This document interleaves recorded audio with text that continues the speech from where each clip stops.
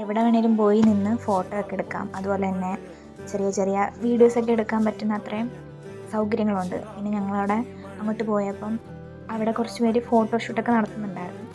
അങ്ങനെ ഞങ്ങളിവിടെ വണ്ടി നൈസായിട്ടൊന്ന് ഒതുക്കിയിട്ട് സത്യം പറഞ്ഞാൽ ഞങ്ങളൊരു ഫോട്ടോ ഒക്കെ എടുക്കാം എന്നൊക്കെ വിചാരിച്ചാണ് വന്നത്. പക്ഷേ ഇവിടുത്തെ ആംബിയർ കണ്ടപ്പോൾ ഞാനും എൻ്റെ ഫ്രണ്ടും കൂടെ ചെറിയൊരു റീലൊക്കെ എടുക്കാൻ വേണ്ടിയിട്ടായിട്ട് വണ്ടിയൊക്കെ ഇങ്ങനെ ഒതുക്കി സെൻറ്റർ സ്റ്റാൻഡൊക്കെ ഇട്ടുകൊണ്ടിരിക്കുകയാണ്. എന്നാൽ മാത്രമേ നമുക്കവിടെ ട്രൈപോഡ് വെച്ചിട്ട് വീഡിയോ എടുക്കാൻ പറ്റത്തുള്ളൂ. കാരണം ഭയങ്കര കാറ്റായതുകൊണ്ട് തന്നെ വണ്ടിയുടെ മറകിൽ വെച്ചിട്ട് ഫോൺ വെച്ചാൽ മാത്രമേ നമുക്ക് വീഡിയോ എടുക്കാൻ പറ്റത്തുള്ളൂ. അങ്ങനെ ഞങ്ങൾ വീഡിയോ ഒക്കെ എടുത്ത് കഴിഞ്ഞിട്ട് ഞങ്ങൾ വീട്ടിലോട്ട് പോകാനുള്ള ഒരു തത്രപ്പാടിലായിരുന്നു. അന്നേരത്തേക്കാണ് ഈ സൺലൈറ്റ്, അതായത് സൂര്യാസ്തമയമായതുകൊണ്ട് നല്ല രസമുണ്ടായിരുന്നു.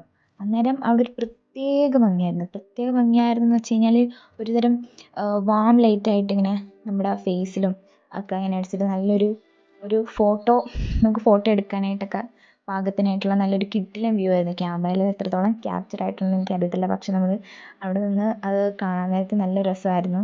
നമ്മൾ അതൊക്കെ നമുക്ക് അനുഭവിച്ചൊക്കെ അറിയേണ്ട കാര്യങ്ങളാണ്. നമ്മൾ വാ കൊണ്ട് എത്ര പറഞ്ഞാലും നമുക്കത് എക്സ്പ്ലെയിൻ ചെയ്യാൻ പറ്റുന്നില്ല.